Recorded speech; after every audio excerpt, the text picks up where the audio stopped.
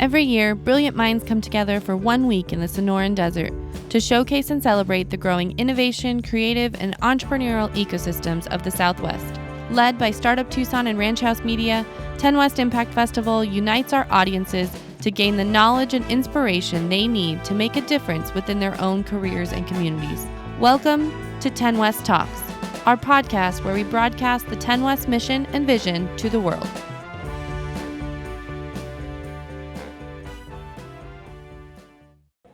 Hello and welcome to the show. I'm your host, Blake Martin, founder of Bill Light and the lesser-known half of the adorable Instagram star, Whiskey Bear. We are grateful to have Mr. Justin Bayless and Mr. Mark Moeremans with us on the podcast today. Justin and Mark have made a name for themselves through their work surrounding entrepreneurs for many years. Justin started his entrepreneur career by growing the family business, Bayless Integrated Healthcare, so quickly that it was featured in the Inc. 5000 3 years in a row as one of the fastest growing healthcare companies in the industry. He enjoyed a successful exit and now gives back to the entrepreneurial ecosystem by providing funding, mentorship, and support through his companies, the Journey Venture Studio and 10 Figures. Mr. Mark Moeremans is the managing director of the Journey Venture Studio. He has been advising entrepreneurs and businesses for years. A graduate of the Stanford Business School with his MBA, he served as the Senior Vice President for Entrepreneurship and Venture Development for the Arizona Commerce Authority. Now he uses his knowledge to help underserved entrepreneurs through the Venture Studio. Thank you both so much for taking the time and being with us here today. So Mr. Bayless, I want to go into a little bit of your story. Did you come out of college knowing that you wanted to be an entrepreneur?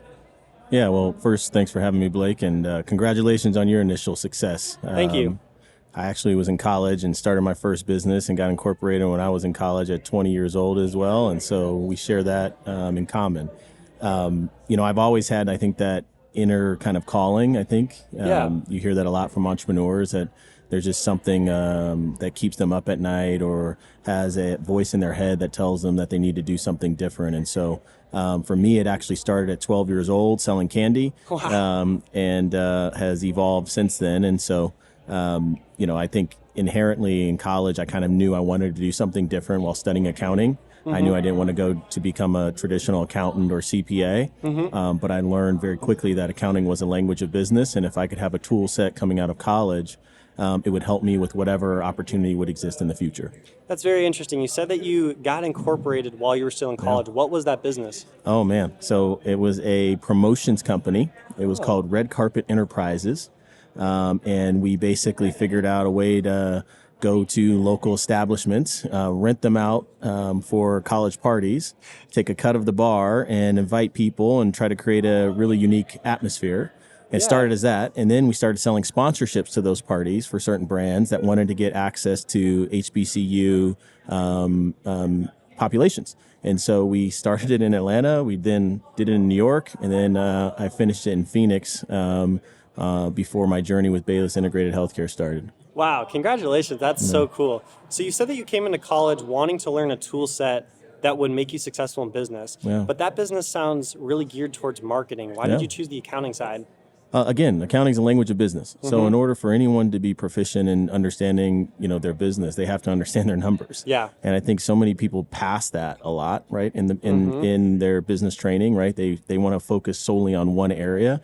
I advise a lot that no matter what you want to do, whether it's an entrepreneur or you want to have your own small business or you want to have a very large venture-backed business, you need to understand your numbers. Yeah. And accounting is that language. And if you don't understand your financial statements, you don't understand cash flow, you don't understand, how to finance your cash flow, you're usually going to be in a tough situation.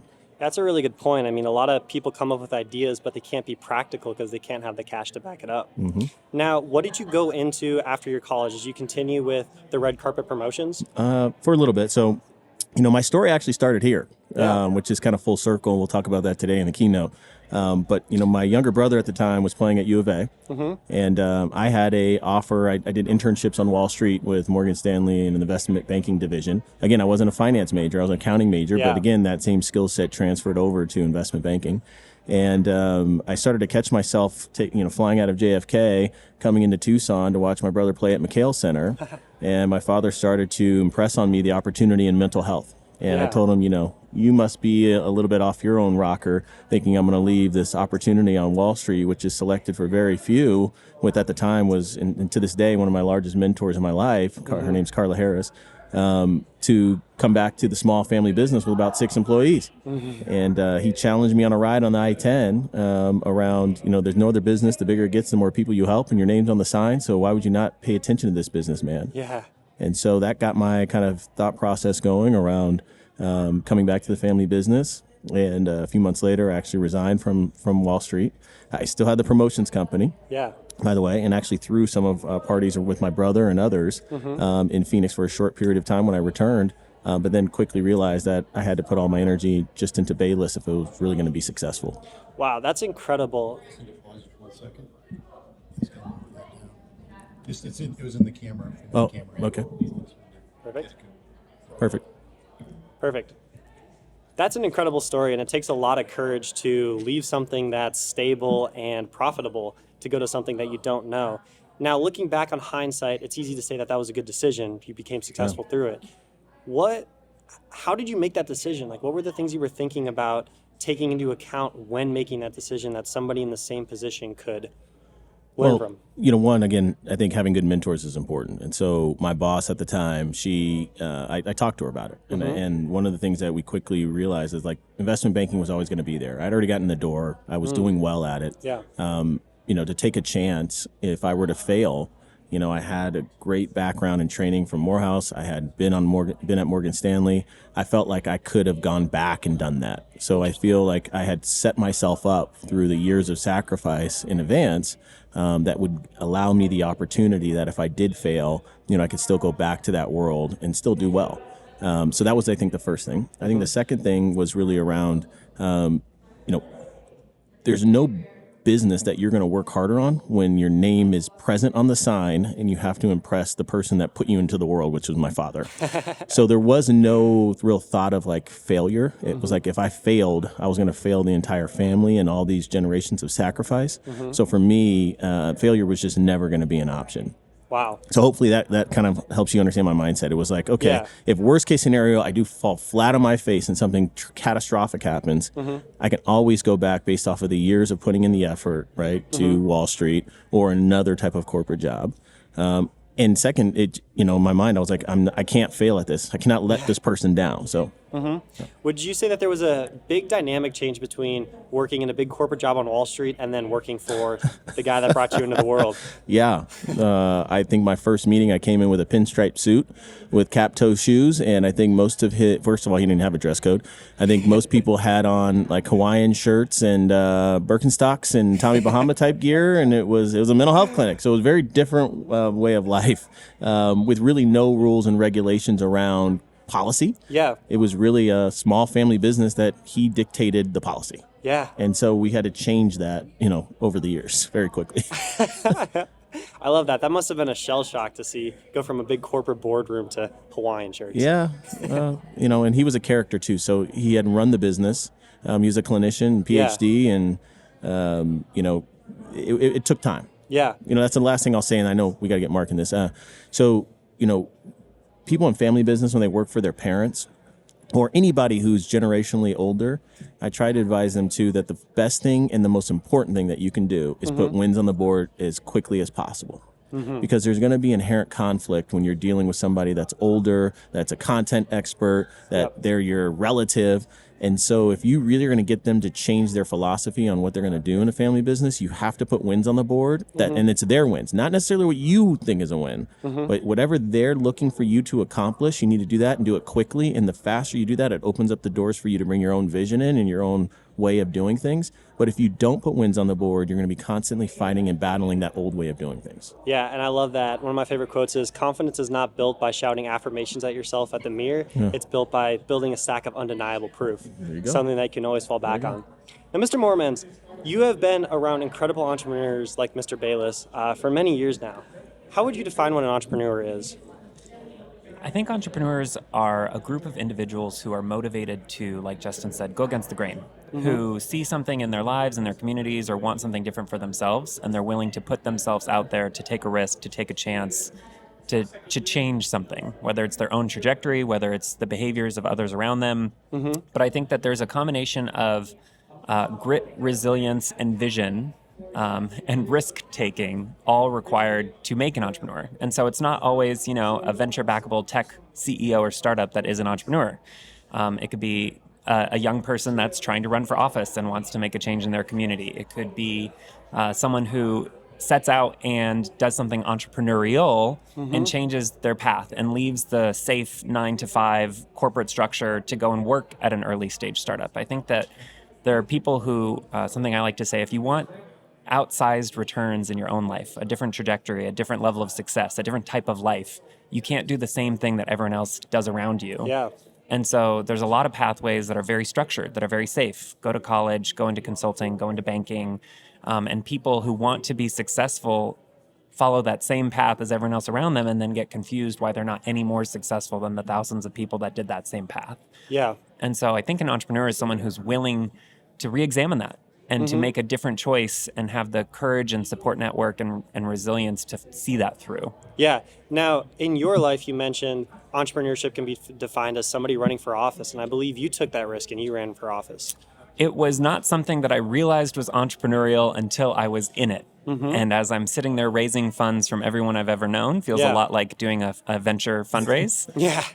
Knocking on 9,000 doors and having a lot of people slam doors in your face feels a lot like an entrepreneur trying to make a sale. Yeah. You got to get your pitch down. And I think that was something that I'm going to do something different. I'm going to leave the safety and security of my day-to-day. I'm going to put myself, my name, my values, my opinions out into the world. Felt that way. Yeah. And I think that when I did that, and when you take that first kind of leap, and whether that was the first or not, and if you do fall flat on your face, that campaign, that election didn't go the way that I wanted to, you realize that you wake up the next day and you're okay. And that gives you the confidence and the courage to say, well, what other risks am I open to taking? And knowing that my friends and my family and my support structure and my own ability are still there for me the next day really starts to get you thinking, well, what else can I re-examine? And so I encourage a lot of people to take that first chance as early as possible in their lives, because then if you do fall flat on your face and you get up, you realize that's a power that you can carry with you for the rest of your life. Yeah, I love what you guys are talking about taking risks, but let's call them taking calculated risks where you still have something to fall back on. And that's something that I disagree on when successful entrepreneurs tell people my age in college, just drop out of college and pursue it. But then if it doesn't work out, what do you have to fall back on?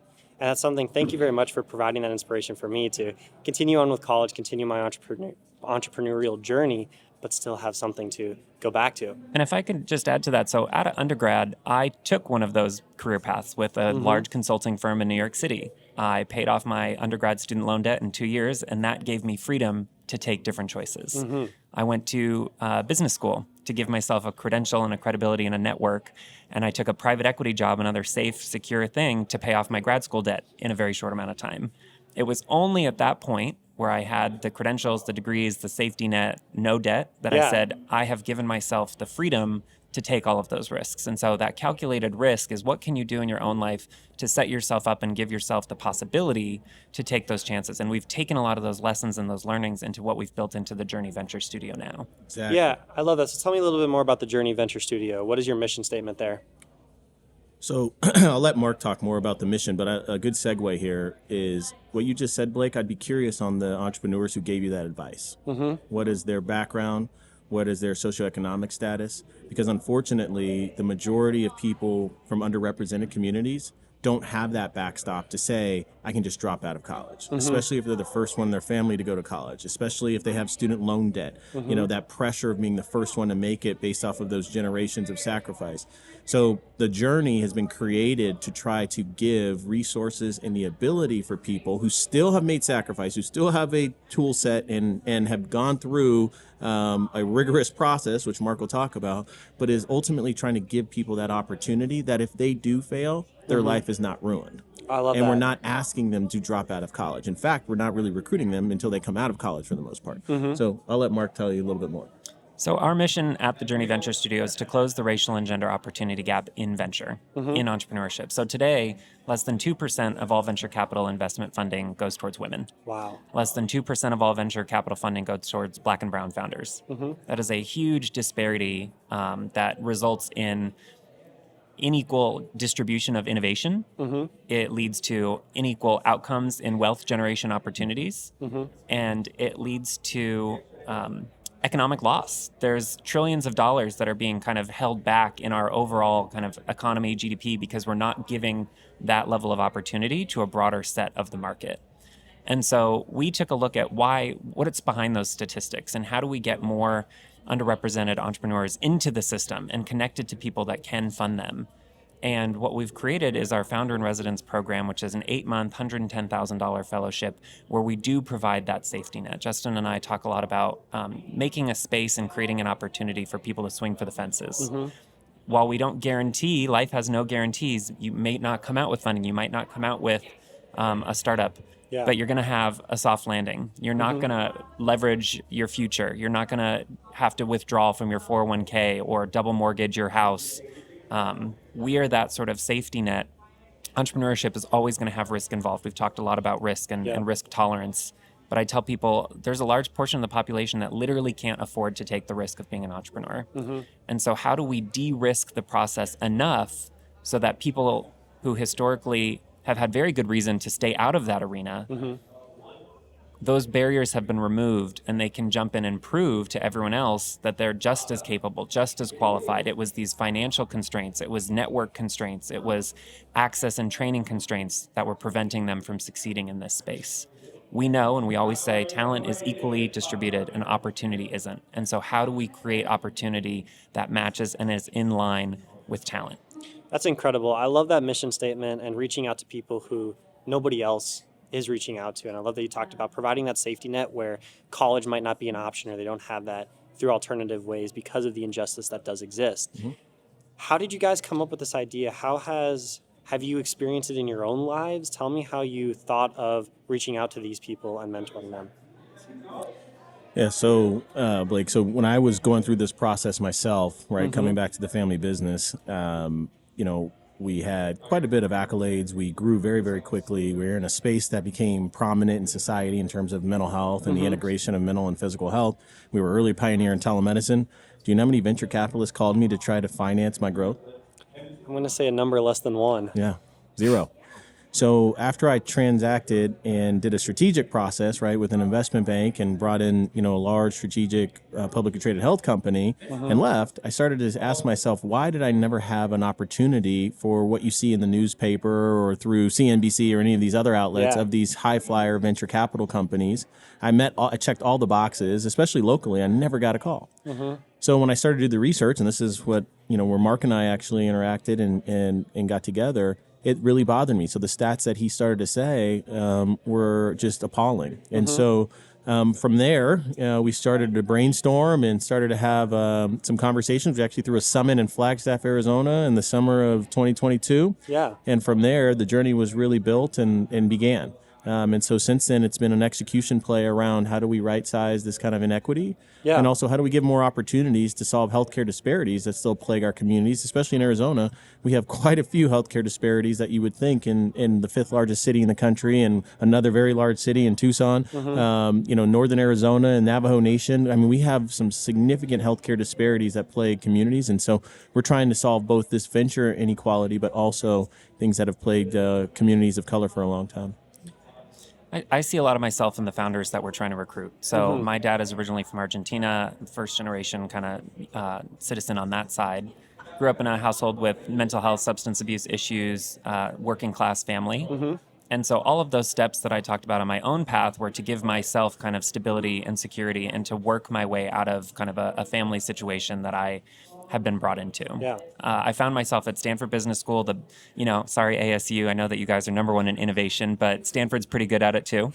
And all of my classmates, when you walk in, they want to be entrepreneurs. And they talk about it for 2 years. What's your startup idea? What's going on? And as you get closer and closer to graduation day, You hear more and more people taking those PE jobs, those consulting jobs, and it's like, wait a minute, I thought we all wanted to do this. Yeah. And you look around and you see the people that actually follow through with it, that end up launching a business, are the ones who maybe have family members that can support them, that have maybe household or generational wealth backing them. And I saw myself and a number of talented classmates that would make excellent startup founders, excellent CEOs, forced to take safer paths, different paths. And I think about what was behind that crushing student loan debt number sitting over me, the lack of a support network or safety net. And I know that story repeats itself over and over and over again. And this is at Stanford Business School. Just imagine the lack of resources and ability and opportunity all over the rest of the country. And I think if you come from one of those underrepresented backgrounds, and if you're in some of these boardrooms, it's no secret if you look around that oftentimes you're surrounded by people that you're like, how did you get in that seat? And I tell people that there's a lot of, and I would say this to aspiring entrepreneurs everywhere, there's a lot of mediocrity at the top of the table in every boardroom and every business. And if you look at that and you have the confidence to say, well, wait a minute, if they can do it, why can't I? And then if the reason for that is because of resources, then that's a problem. Yeah, I completely agree. Another great quote is, your heroes aren't heroes. They're just normal people who got really good at one thing while neglecting everything else. So the people that are in those positions might not necessarily deserve it, but had maybe more charisma or, like you said, more safety net behind them that they were able to take the risks. Or relationships, quite frankly. Yeah, relationships, pretty much everything in business. Yeah. And I think that comes a lot from the environment that you're in, the people that you're able to meet, and what you guys just talked about, the injustice on the access to those opportunities. So can you take me through the process? If I'm a person that wants to apply to the Journey Venture Studio, I'm a person that's admitted, can you take me through the process from start to finish on what I'm going to get access to through your program? For sure. So the application process itself, our application is live now. Yeah. We're recruiting our next cohort to start in fall 2024.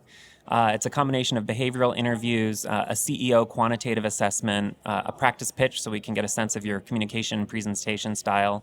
And finalists are invited to Phoenix to meet with some board members, some of our mental health professionals and team leadership to make a decision on who's in the cohort. Within the 8 months itself, it's really to go from ideation to hopefully incorporation. And that program is sort of split into 3 chunks. The first several months are focused on kind of problem identification, really falling in love with the area that you're trying to solve within healthcare. We've got 6 healthcare verticals that we're focused on: women's health, mental health, sports medicine, aging and elder care, chronic disease management, and supply chain and packaging. And so within those categories, the best entrepreneurs are the ones that are solving real problems and getting as close to the ground as possible with people experiencing those problems who might be incentivized to pay to fix those problems. Yeah. From there, the next chunk and chapter is really building a business around that. So I talk about kind of putting the meat on the skeleton. What's your value proposition? What does your solution look like? What's your business model? What's your funding model? What's your forecast and capital strategy? And all of those pieces that founders need to be thinking about before they go out to market. Finally, we really take them through kind of a step-by-step around what does commercialization look like? What's your go-to-market strategy? Are there pilots or LOIs that you can start talking to, lining up future customers, building your brand, becoming known and accessible, whether it's kind of getting your website up and running, culminating in a sort of demo day where we've got a room full of investors that are vision and mission aligned and have pledged commitment to fund companies that are coming out of the studio. And so there's always a large complaint, and the numbers prove that it's usually fair, where we just don't have access to capital. No one's funding people like us. And so we want to take that kind of valid complaint and say, well, not here. We're going to fill the room with people who are ready to write a check if you can show them that your business is ready for it. And so Justin mentioned kind of the network, the access. We bring in entrepreneurs, we bring in investors, we bring in healthcare leaders and experts so that they can build their network in the community and start to establish partners and mentors and customers. We take them through leadership exercises with readings and workshops. All of our founders get access to mental health coaching and mental health performance and resilience from licensed professionals so that they can deal with the head trash that comes with being an entrepreneur, especially from some of these underserved populations. And so if you have self-limiting beliefs, or if you're going through some self-sabotage moments, or if there's a question of confidence, you don't have to go and talk to me or Justin about it. We've got professionals there to support you and awesome. to work through any past habits that might be kind of rearing their head. Entrepreneurship is a hard and lonely road, even harder for people that haven't had that type of opportunity before. And so we really think of it as a comprehensive and holistic program and process to give you the tools, resources, training, and network necessary to succeed.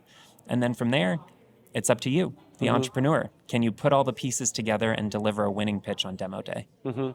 What I absolutely love about your mission statement and what you guys just described in your Journey Venture Studio is I didn't hear one time, we want to find a unicorn, we want to find the next billion-dollar company. It sounds like to me you guys are investing in the people. You are not only focusing on how can they build their businesses, but how can they grow as people. I love that you give access to mental health professionals and help along the lonely route of entrepreneurship and make sure people feel supported, make sure that they feel welcomed, make sure that they feel that they're doing something meaningful. And I think that makes more of a difference than making $1 billion your first year on a launch. Yeah, my father used to always say, talent is equally distributed, opportunity is not. And so what we're trying to do is find talented individuals who may have not had that opportunity yet and provide some resources and programming that basically prepare them for this journey and ultimately syndicate them through a process that they may have that opportunity to become a unicorn type of company. So we certainly believe that there's folks out there that have the skill.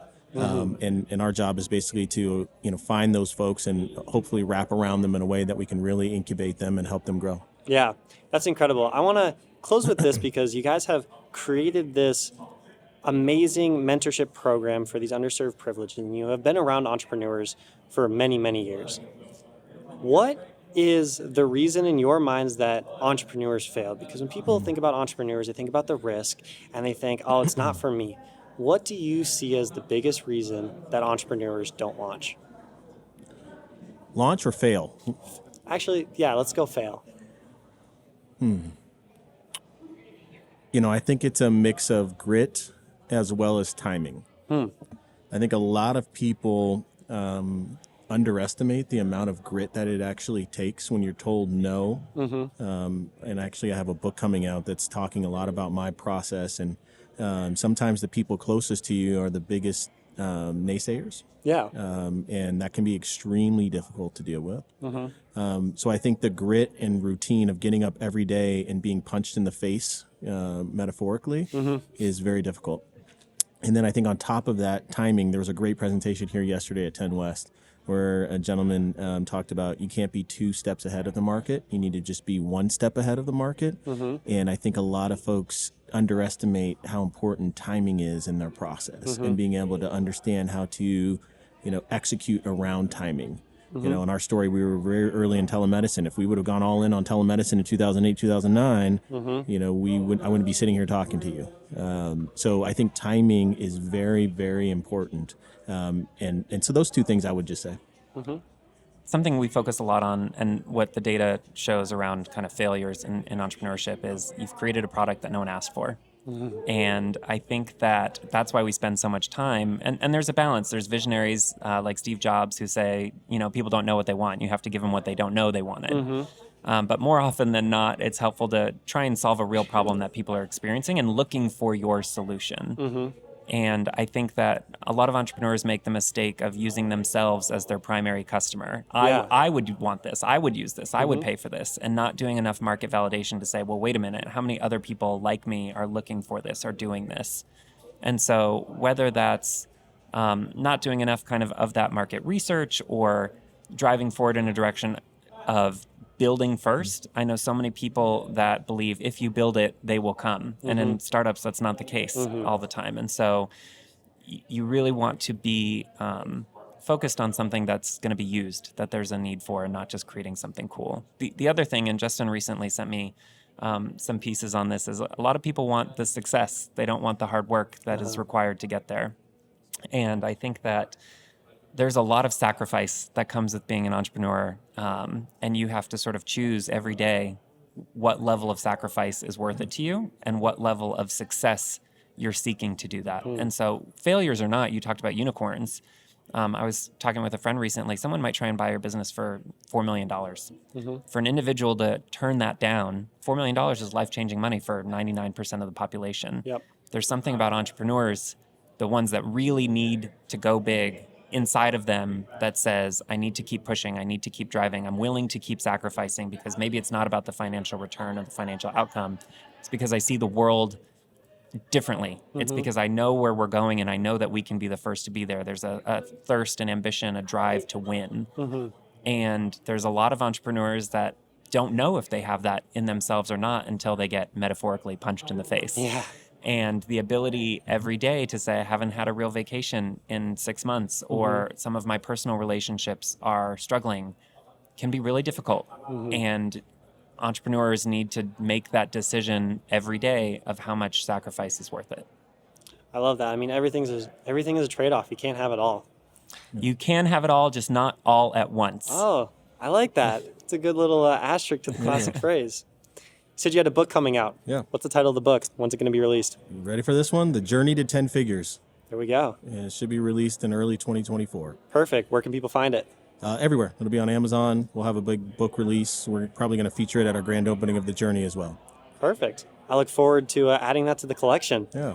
Well, thank you so much for being with us today at the TENWEST Festival here in Tucson, Arizona. We are so lucky to have you guys and your insights on the topic of entrepreneurship. And thank you so much for being you. Thank you so much for pouring into so many entrepreneurs, sharing your story, and helping underprivileged entrepreneurs achieve their dreams. Oh, Thanks thank you. for having us. Good luck on your journey. I can't Thank wait you. to see how it goes. Thank you. I appreciate it. Yeah. Have a wonderful day. Thank you. TENWEST Impact Festival is produced by Startup Tucson and Ranch House Media. The 2023 edition is presented by the Arizona Commerce Authority and brought to you by Arizona Arts Live and Pima Community College. The TENWEST podcast is made possible by Cloud Microphones. To learn more and view the full list of sponsors and partners, visit tenwest.com.